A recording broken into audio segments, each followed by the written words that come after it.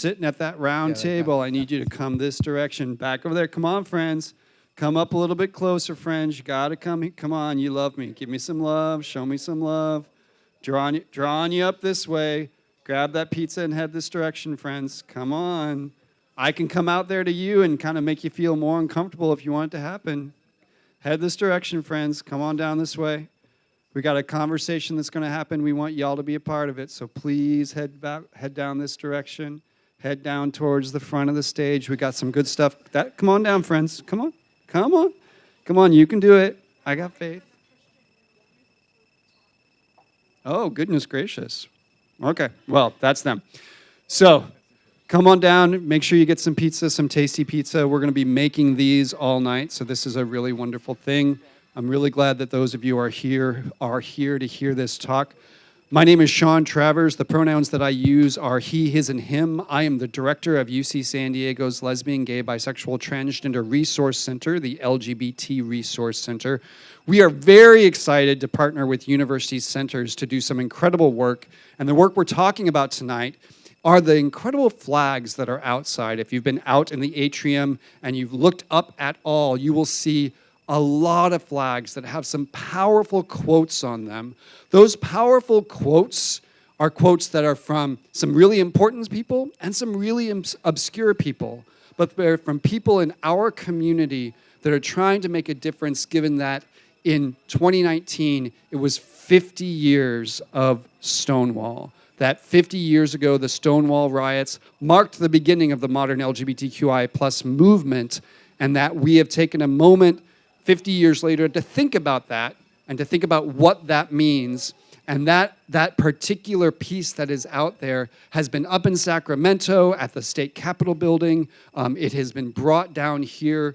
Assemblymember Todd Gloria, who may one day be mayor of San Diego, the first out queer person of color, maybe mayor of San Diego. He came here to introduce these artists, to bring this to our campus, to make sure that our campus had it accessible. That was super exciting. The chancellor kicked it off as well to say that this was important to UC San Diego, that this is something that we think needs to be here, that we need, as our students are coming in for lunch and they're enjoying the Pride Center, that they're looking up and seeing and being impacted by this particular art piece. And so it's been up all during 10th week, all during finals week. It was even up when y'all weren't here over break. It's up for the rest of this week. It goes down on Friday. So if you haven't taken enough time with it, take some time with it. You're going to get a chance to do a deeper dive into what it is, to hear from the artists themselves, to see some stuff that they prepared for you in terms of thinking about the art, thinking about what it means. And so it is my pleasure to introduce Trey Borden and Phil America. Please give it up for them tonight. Thank you very much for those kind words, and thank you to the LGBT Resource Center and UC San Diego for not only welcoming us, but welcoming Colors of Progress. This is the first campus that the project has been to after its kind of inaugural run during the Stonewall 50 anniversary in last June. So we're really excited to bring it to a campus. Thank you for braving the rain and the cold weather, which is, I was not expecting that from San Diego, but here we are. So we're here to kind of talk a little bit more about us, a little bit more about how we use art to kind of create these opportunities for conversation and activism, and to kind of recenter people who have not always been as visible as they should be in this movement and in other movements. So I'm Trey Borden, so I was the producer of this project. This is Phil America. He is the artist, so this kind of whole project was his idea, and my idea, or my role was to kind of help facilitate that. And so we're gonna go over a little bit more about our backgrounds, how we got started producing projects like this, and then we'll kind of go into how we developed Colors of Progress as a concept, how we executed it, and then we really wanna kind of answer your questions, talk with you guys. I know we're on stage on these seats, but really we're here to engage with you as much as we can. And so I'll let Phil talk a little bit more about him. So, hello. I am an artist. Both of us are from Sacramento. And where should we start, Trey? Most of the work that I do is focused on dealing with class, race, gender, and creating a environment to start a conversation, really. So everything that I do really poses a question. It ends with a question mark. It doesn't end with a period. It's not a statement. It's more of a way to start a conversation around issues that I really feel strongly need to be discussed. So if you see here, this is like one of the books that I did. In the top right, it's a school that I help out with, which is all refugees from Burma. This was a project that I did where I went to the largest homeless encampment in the U.S. and lived there for a month. You can't see too well in this photograph, but on the left there's a tent. So I lived in the tent. I had all of the things that one would have living in a homeless encampment. And I created a video installation and showed it in a number of different museums. And so again, like engaging with community and centering a conversation there and really taking the time to listen to people there, but also like taking that to a space outside of that context to a more institutional setting and then having the conversation there.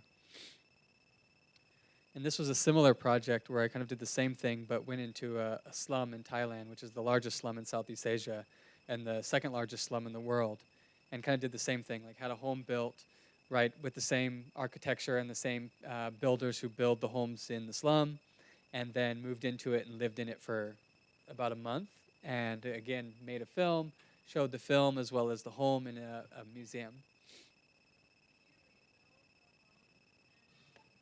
Yeah, so I had it built and built with the idea that it could be deconstructed and reconstructed into the museum. And so it was at a museum which is on a university. It's the oldest university in Asia, and it's called Bangkok University.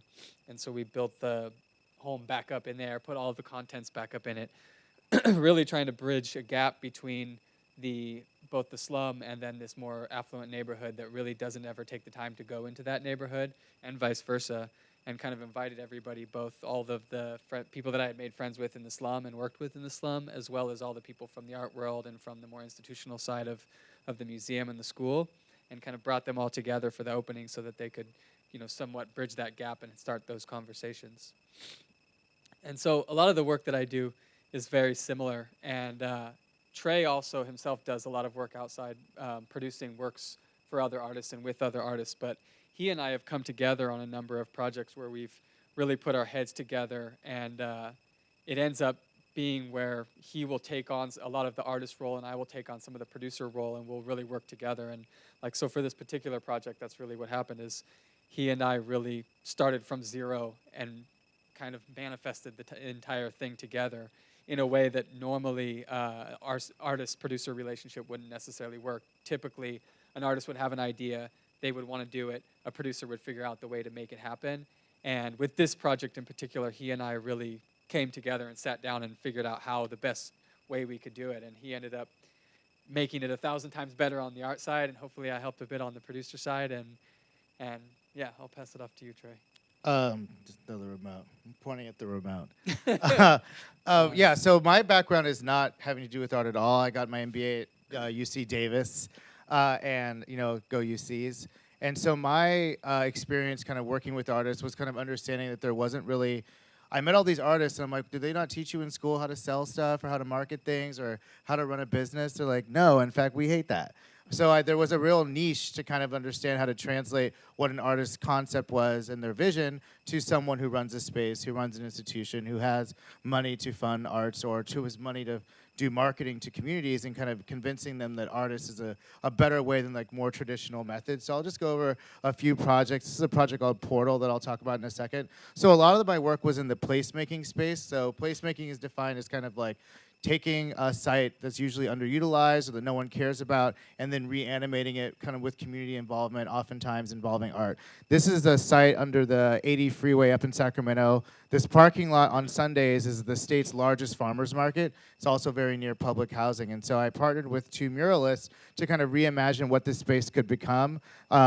Generations ago, there was a sycamore grove that they bulldozed to create this freeway. So our concept was to create a canopied mural that'd be 70,000 square feet underneath the freeway. So we work with Caltrans, very nimble bureaucracy, if you can imagine, but we got it done, and we were able to institute this mural that's kind of like goes through all 4 seasons. So the actual tree is the negative space. So if you look up, it's like you're looking past the trees into a tree canopy. And we also wanted to kind of position this space as a place for different community gatherings. So we had parties and kind of scavenger hunts for kids to like look for different fauna and flora that we hid throughout the mural. And then we also did a big dinner underneath it for the unveiling. This project is called Portal. So I work with a landscape designer to kind of create this mirrored archway that had responsive LEDs to social media. And essentially, we put it in this undeveloped neighborhood that was slated for redevelopment as a way to kind of get people to go there and be curious. And then we programmed it with all types of different activities. So, we did like a silent disco. We did a pop-up Highline Park. Where you saw it in the previous slide was it at a music festival. Wait, So who's in the top right? these are my parents. It was their first silent disco. They loved it. It was their favorite night. So it worked. It really animated the community. So this is the project. This is actually the first time Phil and I worked together. This was called Beacon. So on the left, you see this abandoned Washington Mutual. It exists at the intersection of 10th and K in Sacramento. Oh, can you not hear? Oh, it's too loud. Okay, can you hear me? Just keep it. All right, whatever. So I'll just keep it far from my face. So that's an abandoned bank in downtown Sacramento, which is a block from the Capitol building and a couple blocks from the new NBA arena. And so what we did when the developer approached us, they wanted to kind of use the site to say something important. This is right after Trump's election. And so we wanted a space to actually begin conversations around issues that affected a lot of people. And so what we did is you can see it from the inside here, we covered all of the windows in screen material, and we set up a 6-channel video installation. So kind of imagine a kind of Times Square, but woke. So we solicited kind of dozens of video artists to submit video content and photography around themes. First week was consent. Second week was LGBT rights. Third week was undocumented peoples, migration, water, black people, America. The last week was a partnership with Planned Parenthood, and the theme was reproduction. So it was a way to, this is actually Phil's piece, which he submitted for Undocumented. And so it was really a way to kind of meet people in an unexpected place to provoke conversations around kind of empathy and rights. You know, what I loved about it was really something that every lawmaker that's going into the Capitol, who are actually creating the laws that affect all of us in this state, had to go by this and really see it and take it in as they were coming to or coming from work. Yeah, and the people who were, on their way to a monster truck rally, they're like, "Oh my God! Like, what's this picture of a drag queen, or what's this picture of a bloody mattress, or things that you don't expect to see?" And I will mention that another part of this that I think is kind of being folded into new projects of ours is like, how are you giving someone a tool to get involved? So every single week we partnered with a local nonprofit that was active in this space. So during Consent Week, we partnered with CASH, which is a nonprofit that helps rehabilitate victims of sex trafficking. Obviously, Planned Parenthood was a partner. The LGBT Center was a partner for LGBT Week. And we ran a Text to Give campaign in the last panel so that people could actually donate and get involved with these organizations. So kind of going from just an observer to an actor is something that me and Phil think a lot about. That's another one. This is a project that I just mentioned because I think that people think of art as something that belongs in a museum or is really kind of apolitical in some ways, but I think it actually is a real good tool for engagement. So this was at the Democratic Convention, which actually was in San Diego in 2018. And so what we did is I partnered with an artist named Dorian Lynn. She's Canadian, and she works a lot with kind of female empowerment and kind of dissecting manipulative marketing towards women and other genders. And so we created this fake convenience store called Buying Power. And so she constructed all of these kind of tongue-in-cheek products that talked about kind of gender inequity. So we had harasser repellent and don't touch my hair shampoo and other things. And you could actually purchase these items, and the money was donated to Planned Parenthood affiliates. With the glass ceiling. This is the glass ceiling with our then candidate, now Governor Newsom. And so we created a fake glass ceiling that actually had dollar bills printed with Hillary Clinton, Shirley Chisholm, and Dolores Huerta, and they were priced with the gender wage gap.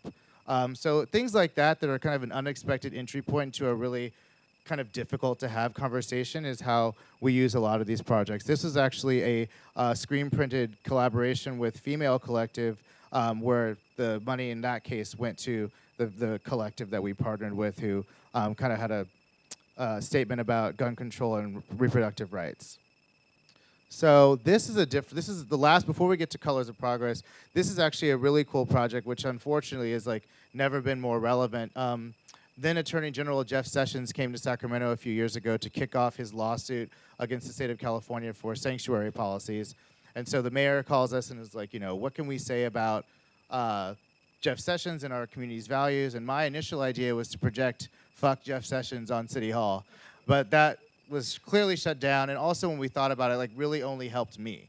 It didn't. It really would have helped me too. Yeah, it I would have helped a lot appreciate of people, it. but it wouldn't have helped the people that we thought were like under the most duress. And so what we did is we researched the country's kind of legacy towards immigration. We looked up the poem on the Statue of Liberty that's by, it's called, Lazarus. Emma Lazarus is the name of the artist, and it's called, how could I not remember what the thing is called? Anyway, there's just been so many issues since then. It's but- the give us your tired, your poor. Yeah, your so hungry. the poem is like, give us your tired, your huddled masses yearning to be free. But the lesser known last line of that poem is, I lift my lamp beside the golden door. The golden door representing Ellis Island, but also representing a metaphor for America as a refuge for immigrants. And so we created a campaign where we started painting gold doors all over the region to kind of serve as a symbol of solidarity and allyship with immigrant families. And so we ended up doing very popular restaurants. We did City Hall. We did, with a bunch of Dreamer students, the most largest public high school in Sacramento. The As a- mayor's door. yeah, the Mayor's Door, a really popular synagogue. And so it was a way to kind of get, because a lot of people, especially people who are not immediately impacted by these policies, like, me or Phil, we're not worried about ICE coming to our place of work or our homes to collect anyone we know. And so you kind of feel like there's no way for you to participate in that conversation. And so we wanted to create a tool for allyship. And so this became very popular in the region. We ended up doing Lyft's headquarters in San Francisco. And so these are just examples of, and then we made a door that could kind of travel across. The California Democratic Party headquarters did their door. So it's just a kind of, there's a lot of ways to use art as a way to get people to participate. And then we also sent people packets on, if people come to your door, like, here's your rights. If people come to your restaurant and want to look at your workers, like, here's what you do have to do and what you don't. So it's just a way of starting a conversation and educating people. And so kind of what we're here to talk about is Colors of Progress. And this project came about because, if you did not know, last June was the 50th anniversary of Stonewall, which is considered the kind of the most visible birth of the civil rights movement, or the LGBT rights movement. And so I wanted to create some kind of project that spoke to the fact that, we've come a long way. I mean, we've achieved a lot of legislative victories, and it's come at a high cost for some, and it's come at a lot of, only a few people and groups have really kind of gotten the visibility and respect and have been the priority of this movement. And so we wanted something that would celebrate how far we've come, but was also an opportunity to kind of reframe this conversation about who is being represented, who should be at the forefront in the next 50 years of this movement for it to actually mean something. And so we wanted something that really focused on inclusivity and revisiting our history and kind of propelling us forward for the next 50 years. So this is, do you want me to go into kind of like, so basically, like, as I mentioned, this was kind of based upon the beginning of the civil rights movement, which began in New York. Stonewall was a very popular kind of nightclub and bar in the West Village, was suffering from, all types of police raids and extortion and the mob. And so one day they kind of just got sick of it, and a bunch of drag queens, really, and street kids started fighting the police. And that kind of turned into a days-long riot, and that became the kind of Stonewall movement. And that happened in June 1969, which is why June is the kind of when Pride takes place in most places. And so we wanted to kind of have a project that celebrated this movement, but also provided some principles. So the first principle was reverence. There are so many people who contributed so much, and many have sacrificed their lives for this movement. So we wanted to pay respect to those people, especially the people we felt like did not get due credit and whose kind of contributions are not recognized as readily. That's Marsha P. Johnson, the bottom right, who was at the Stonewall movement, very notable black trans activist and organizer. And that's who's on the bag. And that's whose quotes on your tote bags, you'll notice. Inclusivity, we really wanted this to be about everyone who is in the LGBT movement, not just the most visible, affluent members. And so we, in order to do that, we kind of came up with a color code that included the rainbow, but then added a few additional colors. So if you notice outside, obviously the red ones are the most prominent for HIV Awareness Month, which is why we're here. But, we added colors from the trans flag, so that's where you see pink and light blue that we made for allies. We also wanted to represent people of color much more visibly, so we added brown and black, and then associated Pan-Asian and undocumented people. And so this was kind of the way that we wanted people to translate the words that are in each of the flags, and then we essentially decided to do research. So we went to USC and to Yale and some other institutions that kind of hold archives where we could research quotes that we could feature. And then we actually did a contemporary online survey for people to kind of talk about their own experiences. So that's where we source the quotes from that you find on the flags. And so we also wanted to recognize that this is a moment of celebration. As many bad things are happening right now in our country, we need to really cultivate these moments of actually we have come somewhere and we do have a vibrant community to celebrate. And then lastly, reflection, just kind of giving people an opportunity to kind of really reflect more deeply and not just be kind of mindlessly celebrating Pride, but also thinking about their role in the movement and the future of it. And so with that, Phil will kind of talk about how we executed it. Right. So as he said, we kind of dug into a lot of the archives at Yale and at USC for their One Archives, and we started to research not only the quotes to pull the actual quotes from, but also kind of how we were going to translate this in a visual language and through the language of design. And so we took a lot of inspiration, mostly from protest signs that had happened throughout the years, all the way over the course of 50 years leading up until now. And so a lot of them that you see are quite literally inspired directly from different protest signs that were at different protests around the country.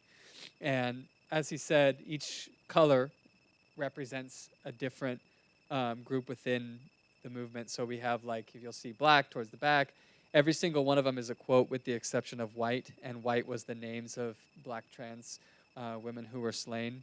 And sadly, we even had to make more during the month that we were installing them around the country.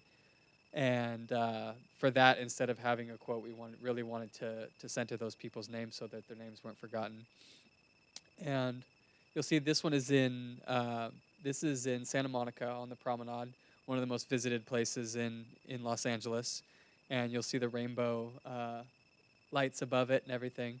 And so these ones were what, 4x6? Yeah, these are 4x6. So the size of the middle red flag that you see out there, it's much larger than the ones that we put up here. And one thing I want to point out about this location is that we're obviously going to feature this at places that we're celebrating Pride, but I think that it's also really important to put it like I said, where people are not expecting it. You expect to see rainbow flags during Pride in Santa Monica. You don't expect to see silence equals death above Athleta. I think that was the first one that went up, and you like lost your shit. Oh, it was so great. I was like, I can't believe we're on the 3rd Street Promenade doing something this substantive and deep and unexpected. And, it really is challenging for people to understand. So this is, I think, the largest installation, and the fact that it was up for 8 weeks was a really great way to kind of kick that off. And here it was in the day where you don't have the lights on. We also had some at the pier as well. And then here you'll see in front of the state capitol. Initially, he and I have kind of picked the places that we wanted to be, obviously ending in New York with World Pride, but we also wanted to do something in LA because we live here, and we also are there. We also wanted to do something in Sacramento because we're both from there, and we kind of thought, oh, this is going to be easy. And it was definitely the hardest one to pull off.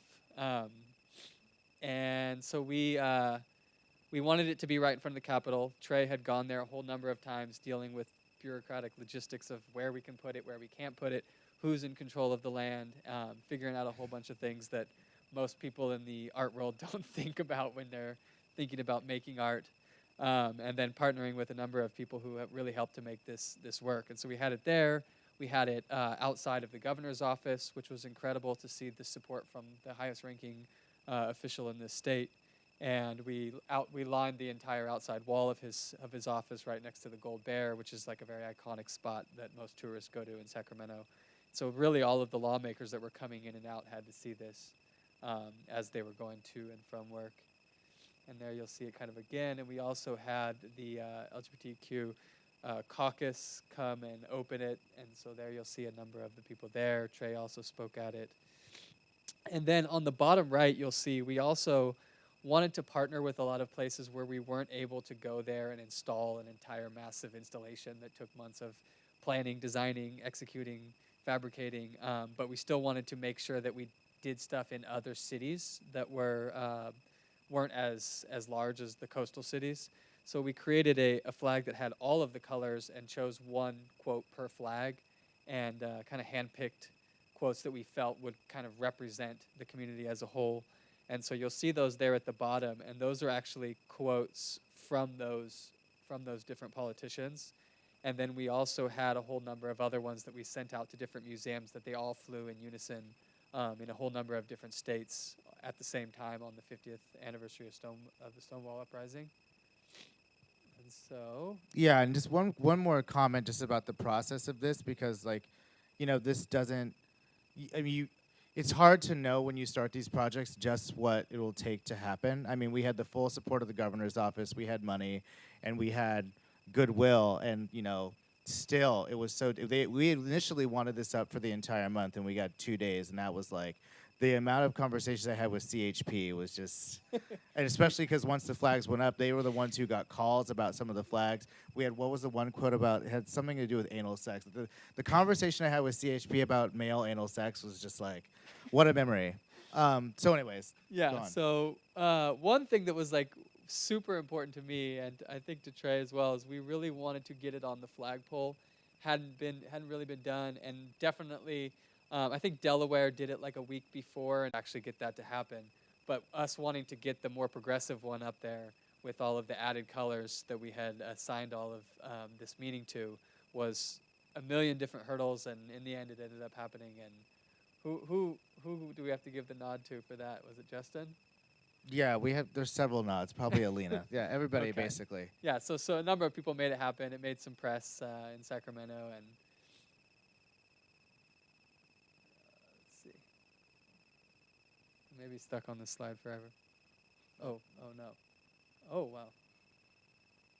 Oh my god. Almost there. There you Okay, go. there we go. And so there you'll see on the left side, that's from LA Pride. And so we made it into a cube again, like we did in front of the Capitol. And we decided on this one, instead of to have it the rainbow all the way around, we made one side only the white, which was the black trans women who had been slain. And I think those were almost all ones that had happened just very recently. And then that's Trey in front of it, holding up one of the multicolored. And so this one on the top right is at the Brooklyn Museum in New York. And the bottom one, I believe, I don't. It's the governor's Oh, that's the mansion. governor's mansion, which was again at first had not had a rainbow flag on it.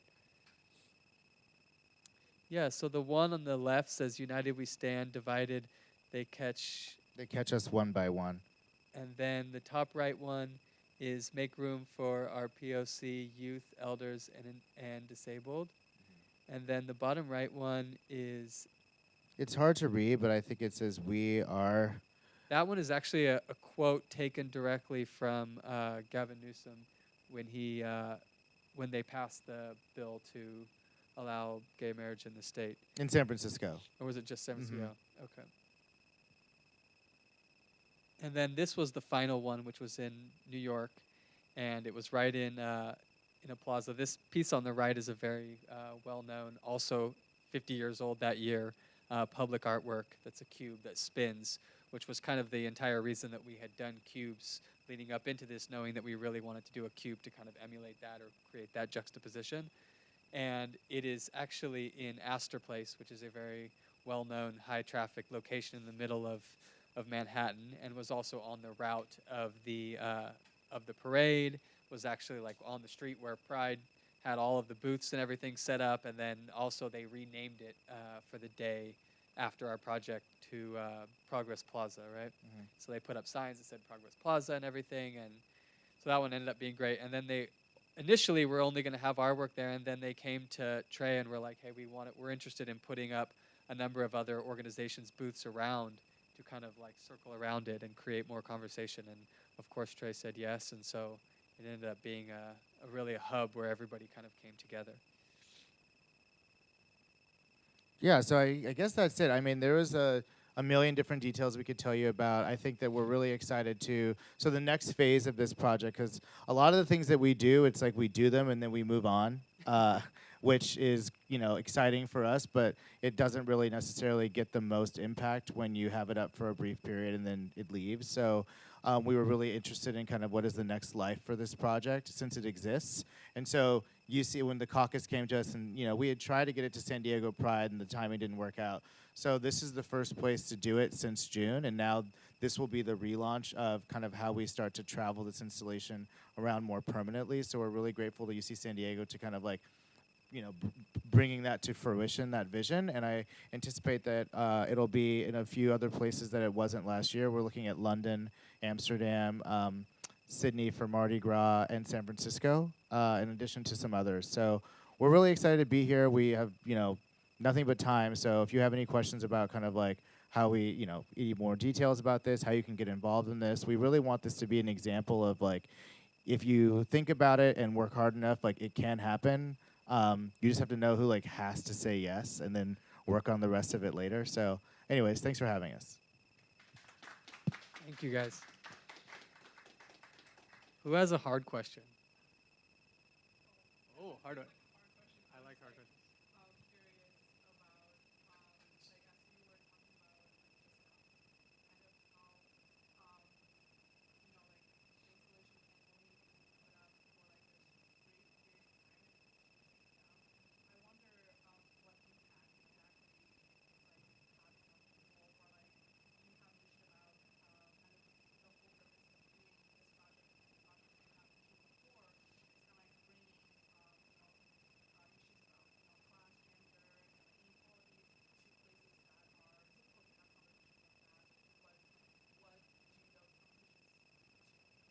It's a hard question because there's really there's no metric for it, right? Like there's so many things that I think people can point to and show numbers, whether it's social media impressions, whether it's votes, whether it's money that's donated. And so when it comes to art, art really ends up being just more of a catalyst to have a conversation. And where that goes, I think that sometimes it's somewhere, sometimes it's nowhere, and that's not usually, at least for me, what drives me. For what drives me is just starting that conversation, and maybe that ends up changing everything, or maybe it actually does nothing. So I don't know. Yeah, there's no easy answer to it because we try to really build everything around hoping that the impact takes on a life of its own, rather than us having an intended purpose of, okay, if we do this, then these people will go here and post this, and then this will equal this many impressions, and that's some number that will change things. So I mean, In terms of what we tell sponsors, I think that there's a number of metrics that we use. Like, this is something that is in very, very visible places. So there's obviously like how many people we expect to see it. I think that in terms of provoking specific conversations, something we did not mention is we partnered with Soho House. So we also did flags in their Malibu, LA, and West and meatpacking district locations during their Pride celebrations. And so they also allowed us to kind of come into their spaces and hold these types of panels. So we did a panel at West Hollywood. We did a panel at in a space that was actually the original site of the gay men's health crisis in Chelsea, that a friend of mine runs now as a co-working space. And then we did a conversation in the Malibu house to conclude kind of the Pride months. And so I think that part of this is about finding the right partners who can share with their members. In the same way that UC San Diego is able to put this in a center that's so highly frequented by students, and when you have an LGBT resource center that can kind of, I guess, kind of ascertain the impact and the feedback and kind of answer questions with students. I don't know. It is something that we're having to kind of build into a more robust model because, I mean, when I came here, I was like, what do students think? And it's all very anecdotal, and I assume that since there's been no protests about it, like no one's been too pissed off about it, but it would be nice. And so I think that in the next iteration of this project, we will build in something that's more interactive. We actually, we're talking to South by Southwest about being at their celebrations this year to kind of create some kind of technology that would allow you to print a flag on site. So we would interview people about their experiences. It wouldn't just be LGBT in this case, and then kind of print it, and they'd be able to kind of carry it around with them. We're thinking about offering that as kind of an add-on to Pride celebrations in June, who want to do that, or approaching big companies like a Spotify or a Subaru and asking them if they want to poll their employees and have their employees have their own flags with quotes on them. But in general, I think that, like Phil said, it's hard to kind of measure the impact of it, except that people really liked it. I guess we'll measure the impact by how many people want it.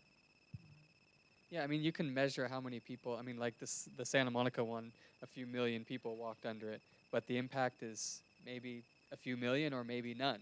There's really, I think, no way to know. And it's the same as I'm sure there's so many things that are in your subconscious. There's a book you read and you don't realize the effect it has to change your life. And there's other ones you read and you think it changed you and maybe it didn't. So it's to be extremely frank, it's hard to answer that question. But in terms of if you want to look at the metrics, like he said, and you want to talk to a sponsor, I think that's a different question.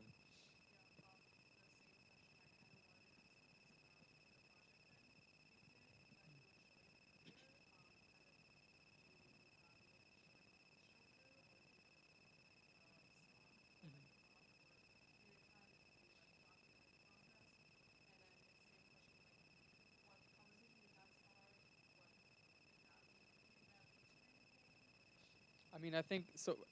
It's a two-part question, I think, for myself, because obviously it leads somewhere for me, and it becomes like a very interpersonal question of like reframing the way that I think about community, society, in a new framework. But in terms of what the impact that it has on somebody else, again, it's very hard to say. I think both were very well received. They both got a lot of press. Um, and I think that ultimately, if again, I'm just asking questions. I'm not necessarily looking for a specific answer, and I don't put out to do anything to put out an answer. It's more just to shed light on a different side of something usually. Like so for the slum in particular, um, I had spent quite a bit of time going there because it was a neighborhood adjacent to where I was living in Thailand, and I had made friends with a lot of people there who, at the same time, a lot of my other friends who were from like HISO or higher society um, refused to acknowledge or treat with the same kind of respect that they would treat somebody else in Thailand, solely because of where they stood in their mind because of class. And so that I wanted to go there and show that there's a more beautiful side to that community, and then again just kind of bridge that gap and have them start their own conversation, because at the end of the day it's not always my conversation to have, but I certainly have questions, you know. It's a good question. I don't know. Initially I went to Burma, which is the country next door, and was living in Karen State, which is kind of the longest ongoing civil war there, and was there for about a year, living in the jungle, going back and forth between there and Thailand, but spending most of my time there. And then started working with Burmese migrants, Burmese refugees in Thailand, in Bangkok. And so that's kind of what led me to staying in Bangkok. And then at the same time, as I was doing that, also needed to work, and my job is artist. So that was one of the projects that I took on. Your questions were hard. Eh? I maybe could have given you an easy answer, but those were hard. Yeah. Really? Oh, I think. Wow. Okay. Do you speak Burmese? Yeah. Mingalava. Negaula. Um, yeah, I don't know. I love Burma. Burma's, I would say, my favorite country in the world, if I'm gonna think in the like nation state framework. But I think I don't know. I love it there. I love the people there. It's a place that I think not a lot of people are familiar with, and they're not familiar with what's happening there, which I'm sure you are. And that to me was really important. And it's a place where, I mean, if I want to make some kind of change or want to be involved in trying to start some kind of change in this country, it's insanely hard. And like just to do art, that's some flags. Like he was explaining, it's so much bureaucracy and so many things to jump through. And I can't tell you how many meetings he's had, how many meetings we've had together just to try to do something like this. Whereas like in Burma, if I want to build a city, I'll build a city. You know, like literally everything is possible if you really, really go there and you have money and you have the willpower. Not to say that you'll always succeed, but everything is possible to try. So, I don't know. That's what attracted me to it, was the people and the country, and it's beautiful. Where in Burma are you from? Oh. Oh wow. Okay. Wow. Are you full Burmese? Or is your mom Mon or?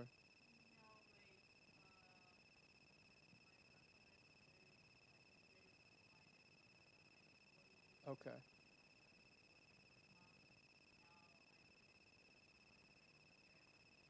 Wow. That's amazing. Have you been there to Burma? You were born in Burma. Okay. That's incredible. I love Burma. Yeah. You need to go. You haven't been, right? I have not been. everybody's actually Mandalay, where she's from, is incredibly beautiful. One thing I will say about these projects in general in terms of impact, because I think a lot of people, especially in the creative community, are kind of looking around the world and seeing all the, impossible to ignore problems. It can be very overwhelming to kind of figure out like what to even do to make any kind of impact. And so I think that, when we go back to the earlier projects of mine where it's like, no one's using this space, so let's just use art and, something's better than nothing and let's make it pretty. And that was actually quite hard to do and that was satisfying. And then, you kind of go along in your career and then, things happen like Trump. I mean, not sure if there's any Trump supporters here. If there are, bye. But I mean, like, you want to do something that has a point of view or that has a perspective. Like, who are you highlighting? What are you saying? And like, pretty's not enough in that context. And so now I think we're both getting to a point where like starting a conversation isn't even enough. Like, what is the project itself doing to make an impact? I'm working with these two, the two women I did the mural with. We're working on a project now where we're going to build kind of monument sculptures made of compressed earth and native seed plants. Native seeds and native vegetation is actually a way to protect land from fires. And so it's also a great way to kind of rehabilitate land that had just undergone a fire. You see what's happening in Australia, and actually what's happening in California is where our kind of firefighters, or the California firefighting system that helps repair these lands after fires, are so budget constrained that they're actually planting kind of Kentucky bluegrass, which they know actually will facilitate yet more fires, but because they're trying to prevent landslides, they're actually putting in plants that almost guarantee that this will happen again. And so what we're doing is creating monuments made of, soil and seed so that over time, the sculpture itself erodes into the ground and then actually plants these native gardens. And so not only are we beginning a conversation about kind of what's happening to these lands and why, how to prevent these things from happening, but the project itself leaves behind something that will prevent something. So I think that when you're thinking about kind of how to make a difference or what the impact is, like sometimes the artwork itself can make the impact. And I think that that's where I'm moving towards. It's like conversations are great, but like you mentioned, they're really hard to measure kind of what good they do. And at this point, like the stakes are so high that conversations they lag on too long. So you actually want to show people what to do with your projects. And so I'd love to come back here and talk about that when we get that started. But yeah, I think that, looking around the world at what's happening, and it seems to be getting worse. And so I think that whatever sphere you exist in, whether that's policy or art or kind of writing or whatever you choose to do with your life, there's a way to kind of make it matter or not. And so I think that I would encourage all of you to figure out whatever you're good at, how to make it matter. Anything else? Anything here from staff? Any questions? It's okay. Is anybody an artist? You are? Two artists. That's an artist. That's an artist. I mean, you're dedicating your time to make art, right? What kind of art do you make? Mm.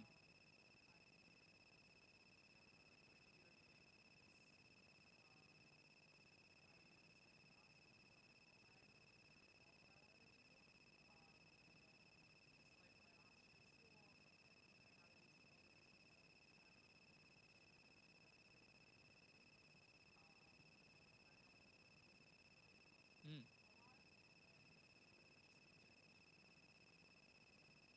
Do you have a favorite artwork that's on campus? Like any of the public artworks? Mm.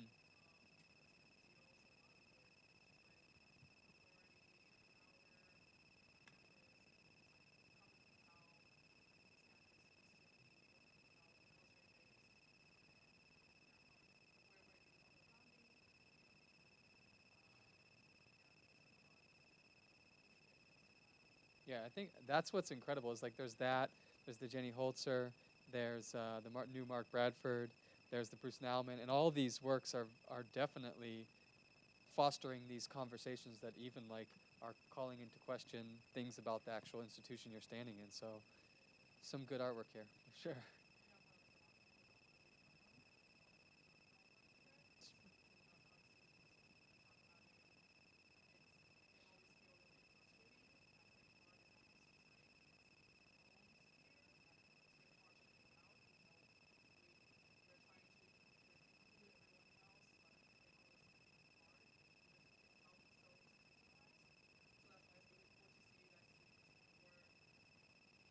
I think that in the long term, though, it'll be the art that stands. So you'll be right and they'll be wrong. Don't worry. I think when you go back in time, like I always have this conversation with people, I'll ask them, okay, can you name a living artist? And like most people can't, they can't tell you one living contemporary artist. But if you ask them, name somebody from the Renaissance, they can't tell you a politician. They can't tell you a bureaucrat. They can't tell you a school teacher. Only people they can tell you are artists. So I think when you go back in time, the people who really are indicative of telling the history of this world are the artists. So I would say it's important. And even if you feel like you're in a bubble, like somebody's going to listen, even if it's not today.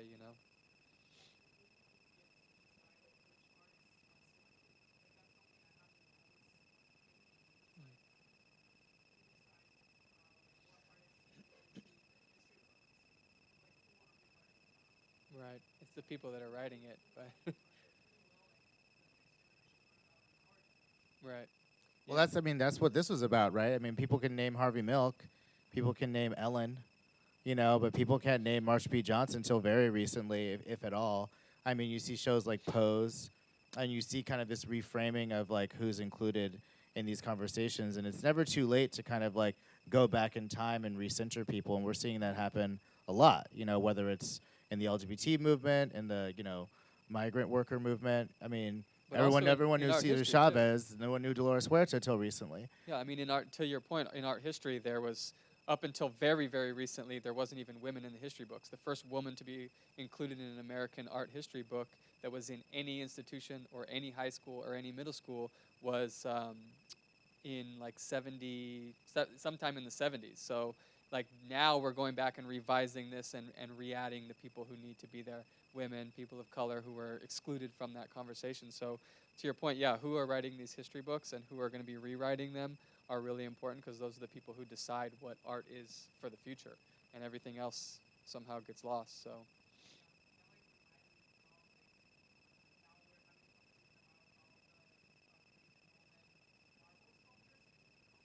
right.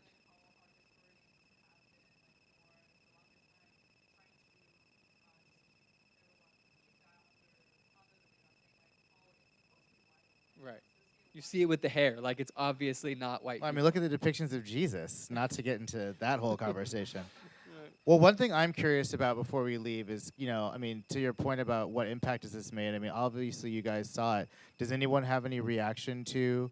I mean, because I don't think there was a lot of lead-in to like, hey, students, expect this like very LGBT-focused artwork to pop up out of nowhere. I mean, what are your reactions to it? What are something you'd criticize or praise, or things you've overheard other people saying who aren't here? Is there anything you'd like to tell us? I mean, I'm curious because I feel like, when I was in college, and I went to Yale, which is a very kind of pro-LGBT campus at the time, and still, and I would have been still very blown away to see something like this in like Commons or whatever, where we eat or gather. So I'm like, that was, I don't want to say how many years ago that was, but it's years ago. So, I mean, like, what was it like for that to be here?